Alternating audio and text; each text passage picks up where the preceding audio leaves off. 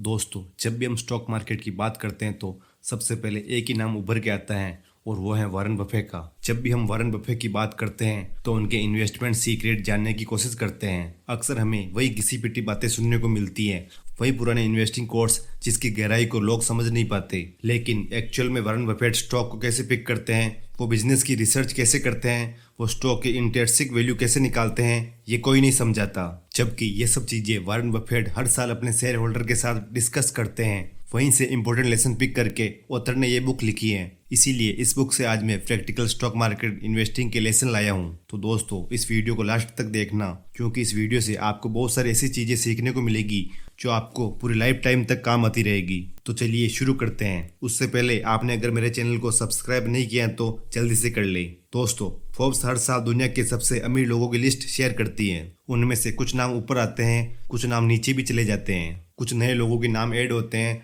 तो कुछ पुराने निकल जाते हैं। लेकिन पिछले 40 सालों से एक नाम है जो इस लिस्ट में हमेशा रहा। वो नाम है स्टॉक मार्केट के लीजेंड वॉरेन बफे का। जहां एक तरफ लगता है कि स्टॉक मार्केट बहुत रिस्की है, जहां पैसे डूबने का डर रहता है, वहां वॉरेन बफे इकलौते आदमी हैं जो इस लिस्ट में इतने सालों से रहे। और सबसे इंटरेस्टिंग बात यह है कि इन्होंने सारी वेल्थ स्टॉक मार्केट में इन्वेस्ट करके ही बनाई है। तो चलिए वॉरेन बफे के इन्वेस्टिंग सीक्रेट को समझते हैं। Lesson 1, don't buy a stock, buy a business. दोस्तों, दुनिया में जितने भी अमीर लोग हैं, ज्यादातर लोग अमीर बने हैं बिजनेस से बने हैं। ये बात आप भी जानते हैं कि सैलरी से सिर्फ जरूरतें पूरी होती हैं, ख्वाहिशें नहीं। पर बिजनेस करना हर किसी के लिए आसान नहीं है। इसमें बिजनेस आइडिया, बहुत सारा पैसा, मैनेजमेंट वगैरह वगैरह, जो हर किसी की बस की बात नहीं है। अगर आपका सपना है कि आप कार का शोरूम खोलना चाहते हैं पर आपके पास उतना पैसा नहीं है, तो आप कार की बेस्ट कंपनी टाटा के साथ पार्टनरशिप कर सकते हैं। यानी आप टाटा मोटर्स के स्टॉक खरीद सकते हैं। आपको स्टॉक खरीदने से पहले उसके बिजनेस को अच्छी तरह समझना होगा। तो आप बिजनेस को समझोगे कैसे? ये चीज हम वॉरेन बफे से सीखते हैं। वॉरेन बफे बिजनेस को 4 एंगल से एनालाइज करते हैं। पहला है बिजनेस, दूसरा मैनेजमेंट, तीसरा फाइनेंशियल, 4 वैल्यूएशन। इन सबको हम डिटेल में समझेंगे। अब आप सोच रहे होंगे कि इतनी रिसर्च मैं कैसे करूंगा? तो आपको टेंशन लेने की जरूरत नहीं है। यहाँ पर आप वॉरेन बफे की स्ट्रेटेजी यूज कर सकते हैं। मार्केट कैसा भी हो,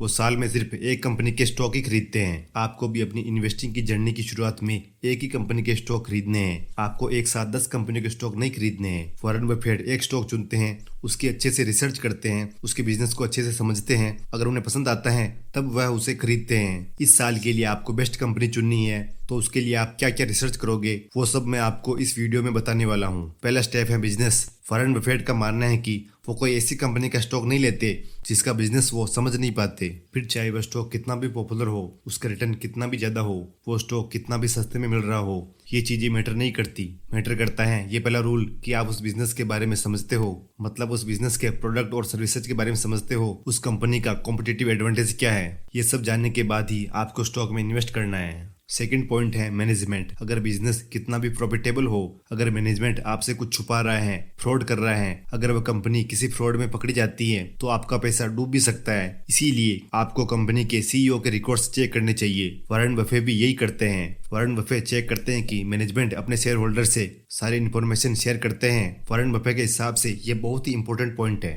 मैनेजमेंट का ट्रांसपेरेंट होना बेहद जरूरी है। थर्ड है फाइनेंशियल। इसमें कंपनी का डेट टू इक्विटी रेशियो कम होना चाहिए या डेट बिल्कुल हो ही नहीं, क्योंकि जब कोई कंपनी डेट फ्री होती है तो लंबे समय तक चलती है, जिससे आपका लगाया हुआ पैसा ग्रो करता रहता है। इसी में सेकंड है रिटर्न ऑन इक्विटी, यानी इन्वेस्टर के 1 रुपए के ऊपर कंपनी कितना % प्रॉफिट अर्न कर रही है। यहाँ वॉरेन बफेट 20% के ऊपर ROE वाली कंपनी ही चुनते हैं।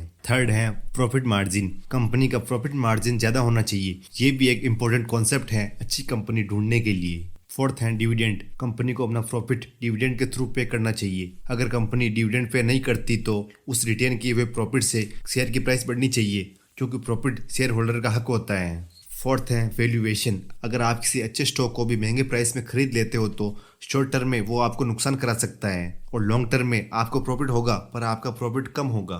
ये मिस्टेक अक्सर न्यू इन्वेस्टर करते हैं। वो अच्छी कंपनी तो चुन लेते हैं लेकिन उसके लिए ज्यादा प्राइस पे कर देते हैं। तो दोस्तों, वॉरेन बफे वैल्यूएशन कैसे करते थे?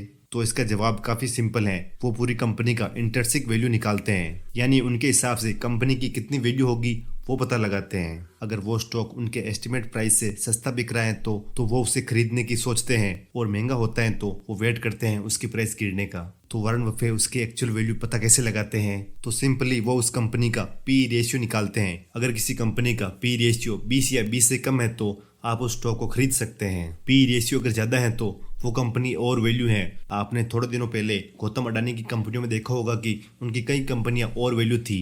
उनकी एक दो कंपनियों का पी रेशियो तो 300 से ऊपर था। दोस्तों, यहाँ पर वॉरेन बफे के रियल एग्जांपल से ले। वॉरेन बफे ने एक कंपनी बहुत ही सस्ते प्राइस पर ली थी जो उनकी लाइफ की बेस्ट इन्वेस्टमेंट थी, द वाशिंगटन पोस्ट। उस टाइम पर इंटरनेट नहीं था और वो एक न्यूज़पेपर कंपनी थी जिसकी काफी सारी सिटीज में मोनोपोली थी और इसका पी रेशियो भी कम था, इसीलिए उन्होंने इस कंपनी में इन्वेस्ट किया। अब है दोस्तों इस बुक का सबसे इम्पोर्टेंट लेसन 5, वॉरेन बफे के 5 इन्वेस्टिंग प्रिंसिपल। नंबर 1, बी ए बिजनेस एनालिस्ट। आपको ये नहीं देखना है कि पूरे स्टॉक मार्केट में क्या हो रहा है, आपको ये देखना है कि उस कंपनी में क्या हो रहा है, उस कंपनी का बिजनेस कैसा है। अक्सर अच्छी कंपनी खरीदने के मौके मार्केट क्रैश के बीच में ही आते हैं। Number 2, choose the best. यानी आपको डाइवर्सिफाई के लिए 20 से 30 कंपनियों में इन्वेस्ट नहीं करना है, आपको सिर्फ बेस्ट कंपनीज का पोर्टफोलियो क्रिएट करना है, चाहे वो पोर्टफोलियो 5 कंपनी का हो चाहे 10 कंपनी का। क्योंकि रिस्क वॉरेन बफे के हिसाब से risk comes from not knowing what are you doing. मतलब आप डाइवर्सिफाई करने के लिए 10 ऐसी कंपनियां चुन रहे हो जिसके बारे में आप कुछ नहीं जानते,